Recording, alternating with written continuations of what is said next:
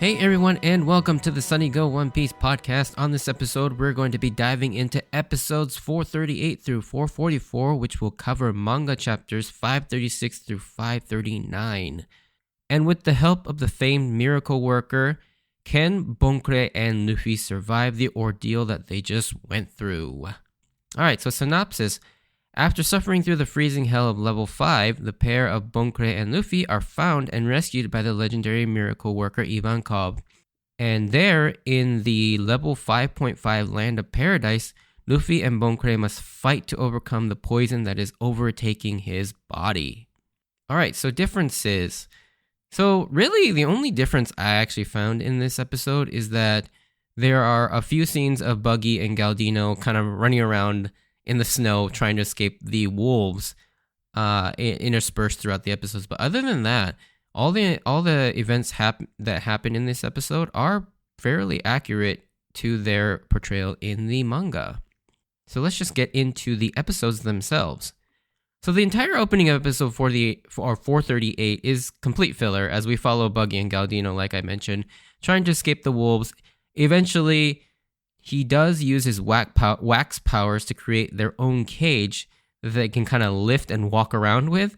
And again, like I mentioned in the differences section, this was all added, but part of this actually is canon in that later on, we do see them sneaking around in this wax cage much later on in the arc. Although the cage looks more like a house in the manga later on, so I don't know if this is the same one or if it's slightly different, because it does look a little different. But yeah, given this filler material and just the slow nature of this part of the story, where we see them walking through the snow looking for Ivankov, there is not much to see until we get to the point where they get attacked by the wolves. And then something really cool happens, as Bon Kurei fiercely defends Luffy as he eventually is overwhelmed by the wolves, but Luffy, even in his weakened and injured state, still manages to kind of bite down on some of the wolves and fight them off, but then he manages to unleash his Conqueror's Haki to knock out a bunch of the wolves to save them. But yeah, it just shows how unbelievably strong Luffy's willpower is, that he can still produce that amount of Haki in his weakened state. And like I've talked about this whole time, but Luffy's ability to keep fighting and push on despite how bleak the odds are is just simply amazing. I'm always in awe of it, and I'm constantly trying to like remind myself to have even just a portion of that sort of mindset in my real life, to have that sort of willpower to fight and keep persevering through things. Eventually, though, both of them do succumb to their injuries and exhaustion, and it's here a mysterious figure who doesn't look like an inmate nor a guard emerges from the trees to seemingly help them. Now, we later on learn that this person's name is Inazuma, but we don't quite know too much about him, at least in these 3 episodes, so I'm not going to get too much into Inazuma yet. But the next scene, we see Bon Kurei wake up in some place that doesn't look like Impel Down anymore, but it is still Impel Down, but it's some sort of secret haven for escaped inmates. I guess they're not technically escaped. They're still stuck in Impel Down, but they're not in their cages, or cells, I should say. It's here we finally introduced in a flashy fashion to the person capable of miracles, Emporio Ivankov. And we also learned that this is a paradise for inmates referred to as level 5.5 New Kama Land. Kama being short for Okama, which is Japanese for either queer or gay. Now there's a lot of talk about with the introduction of Ivankov, as they are pretty major characters for this arc, and for the rest of One Piece's story as well. The impact they've had outside of the story is pretty immense, and they're a character that's pretty steeped in both controversy and celebration. Like, first off, let's talk about their inspiration. It's clear that Oda based Ivankov's appearance off of Tim Curry's character, Dr. Frankenfurter from the Rocky Picture Horror Show.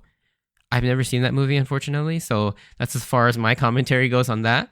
But I've seen pictures of that character, and yeah, it is a dead ringer for what Ivankov looks like. And also, he was in tandem based on a person named Norio Inamura, a real-life Okama, and a member of Mayumi Tanaka's acting troupe, who is the voice of Luffy.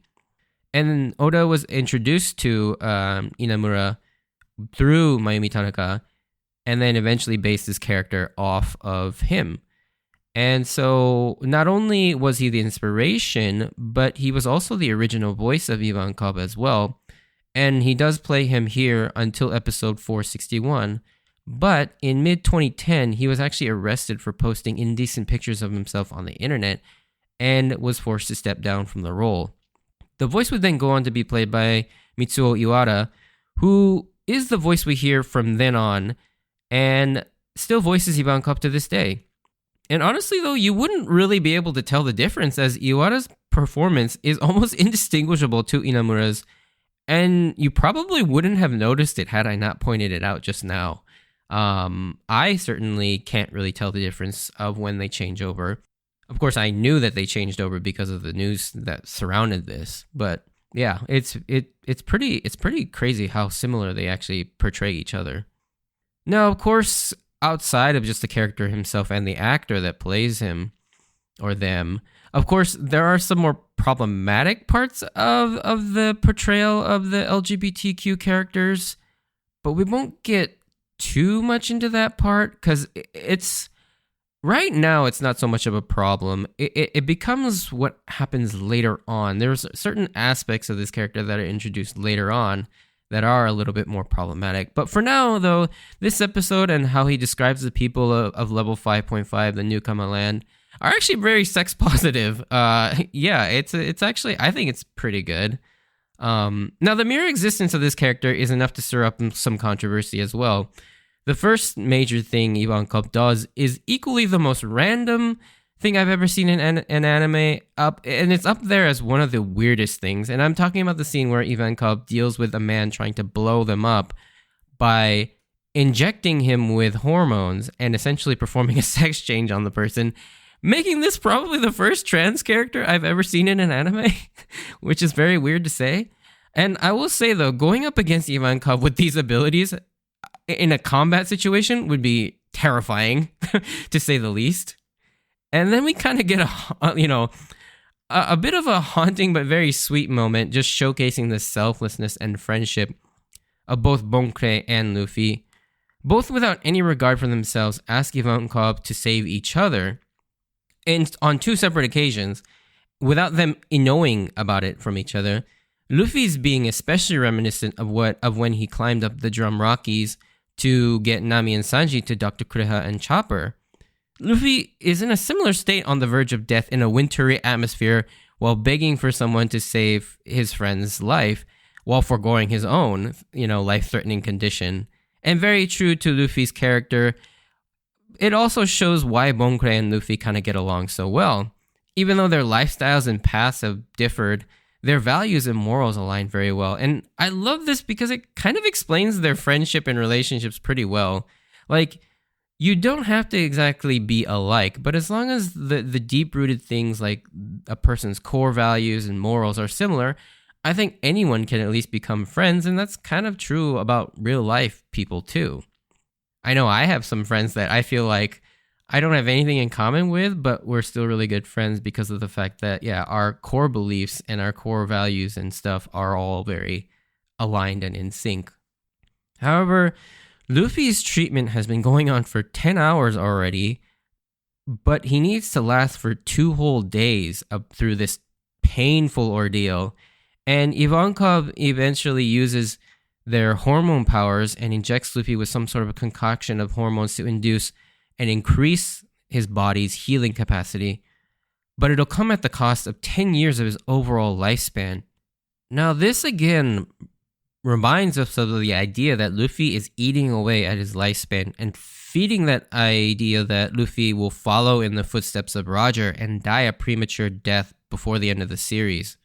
And ever since Enies Lobby, we've been beaten over the head with hints towards this, between Lucci mentioning how Gear 2nd is basically doping his body far beyond its limit, causing him to eat away at his lifespan, then seeing just how much damage and fatigue Luffy is regularly incurring via Kuma's power and the whole nothing happened moment on Thriller Bark, then learning that Goldie Roger himself died from a disease prematurely from Rayleigh on Sabodi Island, and now this huge 10-year loss in lifespan for Luffy via Ivankov's hormone powers, it's definitely setting Luffy up for an early demise.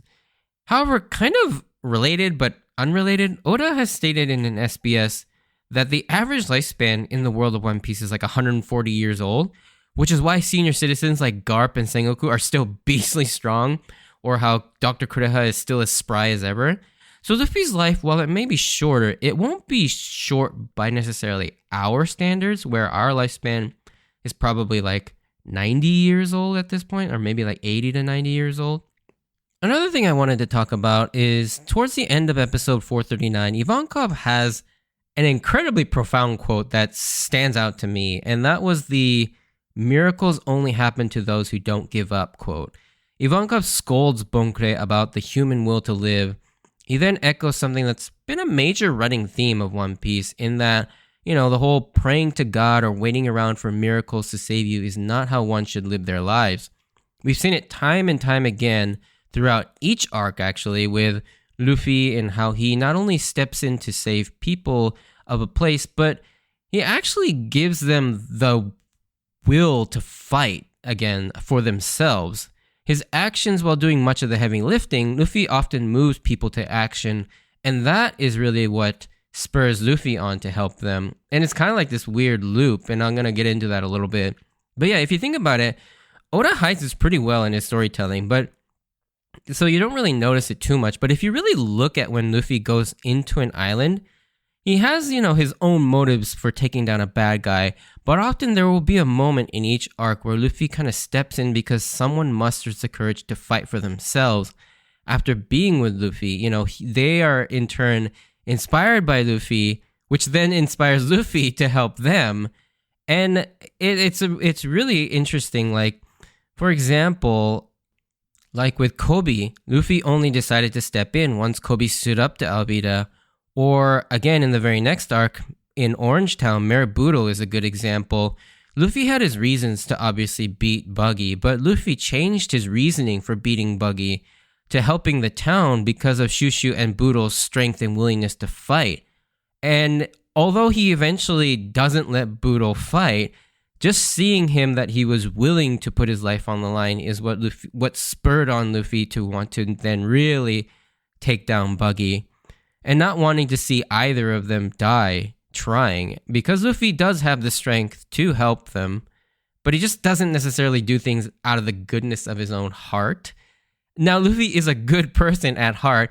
This part is a little hard to explain without getting into a specific scene much, much later on that kind of dives into sort of Luffy's mentality about how he sees himself. And I don't want to rob you of this moment, so I'm kind of dancing around that whole idea. But anyways, moving on. Vivi is another good example where Luffy wanted to help Vivi, not because he cared about the politics of Arabasta or the reward that Nami was after, but because Vivi showed that grit to keep fighting. In essence, Luffy can be seen as a miracle worker in a sense, but he's only helping these people because he sees them putting their life on the line and fighting, and that inversely moves Luffy to action. And it's this really cool feedback loop where Luffy inspires people to want to fight for themselves, and that in turn spurs Luffy to grow fond of these people and move him to action to help them fight. And it's a really cool symbiotic relationship that he develops with like the citizens of every arc that he visits. It's pretty interesting when you really look at it. This also happens when people just expressly ask for his help. And again, asking for help isn't the same as just praying for a miracle. Like, these instances of finding and asking for help when it's needed is a form of strength in fighting. Like, we saw this with Nami, Robin, Isa, and Vivi. Similarly, we've had characters like Zoro who kind of flat out states this sentiment, like back on Skypiea, when they were talking about God Enel and about how he refuses to pray to a god. And in addition, Oda kind of goes out of his way to portray people who claim to be a god as the worst. Like, whether it's Enel or currently with the Celestial Dragons, who both view themselves as basically gods, but they're not really gods in the sense. Now this whole theme kind of gets turned on its head a little bit as the story progresses, And I'll kind of discuss this in the spoiler section. And like I mentioned in the past, though, I don't really know Oda's personal beliefs, but it's pretty clear that the message that he wants to convey with this is not so much a condemnation of religion, but more so what that quote so eloquently sums up as a mantra for how to live your life is that the quote, miracles only happen to those who don't give up. Like, if you want good things to happen in your life, you can't just wait around hoping for it to happen. You've got to go out and fight for it. And I think that should be the biggest takeaway from this sort of theme and this quote that kind of runs through One Piece. And if it wasn't enough to spell it out for us, we actually see this play out in front of us in real time when Bon Kurei decides to fight alongside Luffy by cheering him on despite his own injuries and need for rest. And then this really cool thing happens where this in turn, again, moves everyone in Newcomer Land to cheer for Bon Kurei and Luffy. Seeing the struggle that the two are willing to put in inspires people. And of course, this also ties into Luffy's sort of innate ability to draw people into his cause as well. Sort of by inspiring them to fight for themselves, they in turn want to fight for Luffy as well. And it's such an awesome scene because it really encapsulates what Luffy does whenever he goes into a new island, especially one that has sort of been overtaken by tyranny or had their freedom stripped away somehow. Now, on a lighter note, since we've been talking pretty deeply about other things, I just gotta say, I'm just imagining the director having Mayumi Tanaka standing in the recording booth and having her do like different screams of agony for like 5+ minutes because Luffy screams a lot in these episodes. And so I'm just like picturing her, this little woman, just screaming over and over and over. It's just a funny sight.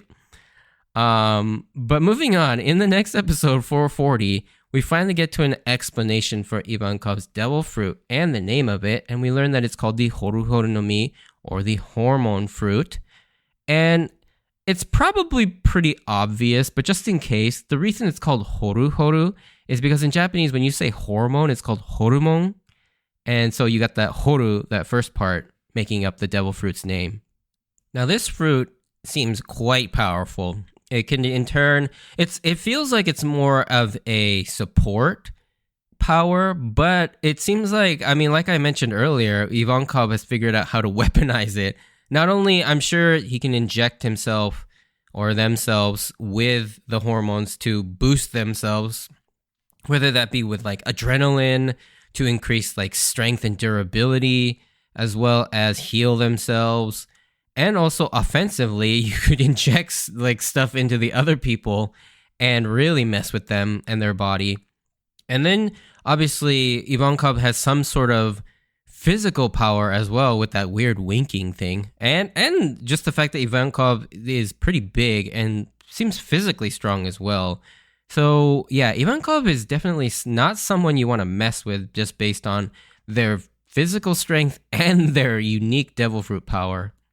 It's also here that it's revealed that there are actually 6 levels, and that there's a level 6 where the worst of the worst prisoners are sent, where the people that the world government want to erase from existence entirely. We also learn who that other unknown silhouette was when showing the worst inmates along with Crocodile and Jinbei, and he was actually one of the previous jail managers who is apparently on par in terms of strength with Magellan, which is really crazy, called Shiryu of the Rain. And this guy was so bad that he was imprisoned for being too brutal toward the prisoners, which is saying something concerning how badly and inhumanely they already treat the inmates. Like he was literally just killing them for sport.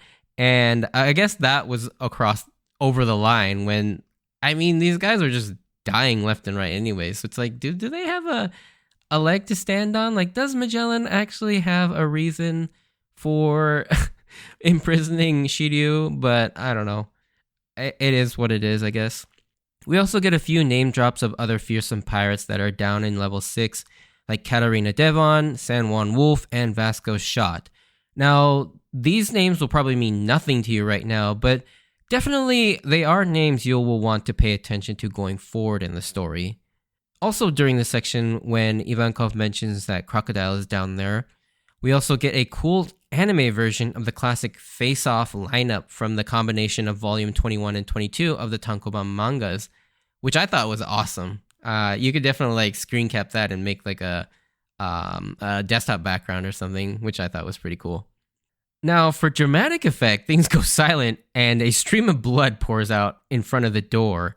And everyone but us, the viewers, fear the worst because we all know Luffy's coming back. But it turns out Luffy did in fact survive and yells out for food, Meshi, in true Luffy fashion. And not only that, but like Ivankov says, what was supposed to take 2 whole days, Luffy did it in 20 hours. And I love that the people of New Kama Land just kind of willingly give up like a week's worth of food, no questions asked to Luffy, because they're just so on board with him recovering. And also, this is a new fat Luffy form we're presented with here. Like, he's not completely round like we've seen him in the past, like in Whiskey Peak or in Arabasta. Instead, he's like this pear shape where the lower half of his body is like really fat, but the top half is still normal. Also, we have a Panda Man sighting at the 22-minute 44-second mark in the Crunchyroll stream, where he's kind of in the back of the crowd standing underneath a giant plate next to the guy who's holding up that plate during the moments where Luffy is sort of re-inflating his limbs with the food. And yeah, this is kind of a cool sighting. And one last note to point out for these episodes is that we get a brief scene where Ace and Jinbei are kind of talking about whether what Hancock told them about Luffy coming is real or not. And here we actually hear Jinbei's new voice. Now, as mentioned in a past podcast, Daisuke Gori, who voiced Jinbei up till now, had to step down from his role due to his failing health, and will now be played by Katsuhisa Hoki, who still voices Jinbei to this day. And I did like Gori as Jinbei in that role, but I think Hoki is Jinbei for me now after having heard his voice predominantly as Jinbei through this series. And, I'm not going to say one is better than the other because I think both of them are great. It's just a matter of the fact that I think for me, I've just gotten so used to Hoki playing Jinbei over Gori. I will say, though, for some of the more sentimental and warmer moments, I think Hoki is the better choice. Like, I just think he brings a little bit more warmth to the voice, whereas I don't think Daisuke Gori would have been able to play them quite like what I'm more used to now. I don't know if that's just a thought in terms of hindsight because I've seen how Jinbei is portrayed. But yeah, I like just hearing Gori's like other voice work in other series. I don't know that you kind of get that warmth that you get with Hoki's performance. But again, we'll never know, unfortunately. But regardless, I still love both of them in the role, and I think I would have been happy with either of them. But I think with hindsight and the fact that I've gotten used to Hoki as Jinbei for the last 15 years, it's just what I prefer now. But yeah, with Luffy back, we'll now start to move into the third act of the Impel Down arc, and this third act is freaking bonkers. I seriously can't wait to dive into the next 15 or so episodes because it is freaking insanity, and it only gets crazier from here too. But that's where we'll end this podcast. And if you enjoyed this, send me a like or comment. And if you want to join me on this journey of rewatching One Piece, please consider subscribing. Check out my Instagram and Twitter account at SunnyGo Podcast if you want updates of when I post new episodes or see some pictures. Or if you'd like to support me, you can check out my Buy Me a Coffee link. Or I think on Buzzsprout there is a new support feature as well. I think I set that up, but I'm not sure. Anyways, it's not absolutely necessary. You just listening and supporting that is always great as well. Anyways, as always, I wanted to thank you for taking out the time to listen to my podcast. Just a decent spoiler section for this one. But if you're not interested in any of that, stay safe out there, and I hope to see you on the next episode. Bye.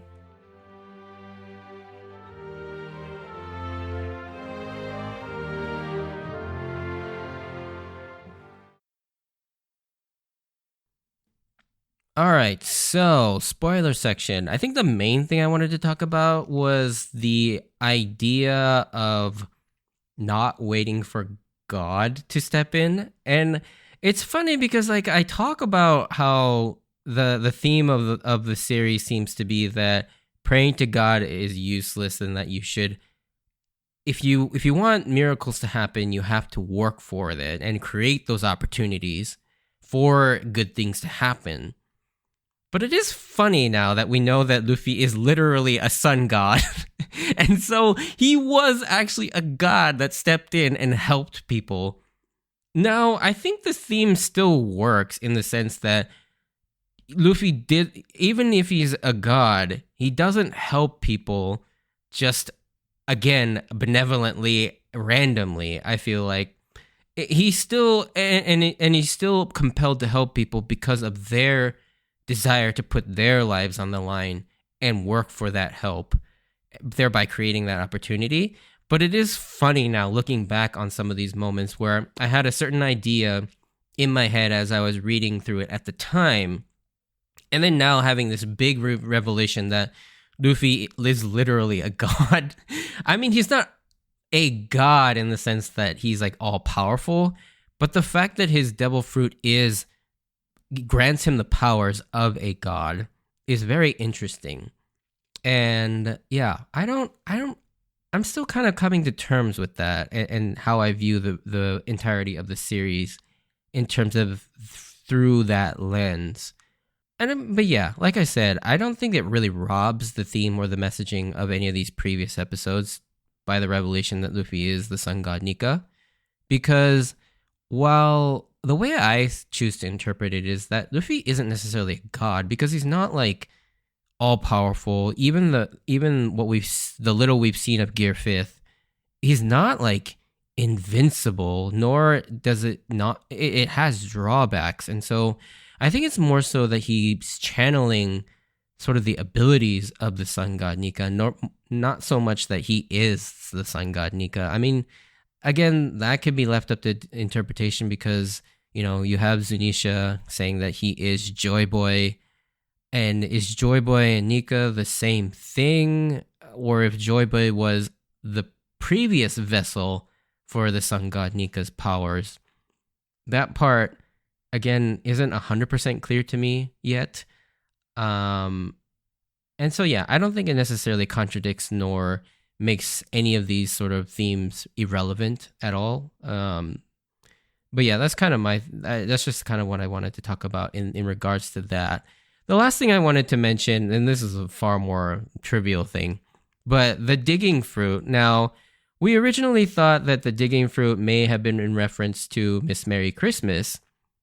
At least that's who originally I thought. But now that we've seen Morley come up, especially in relation to Ivankov and the Revolutionary Army, he has the Oshioshi no Mi fruit, which allows him to basically turn the ground into clay and make anything he wants in underground or in sort of in the ground.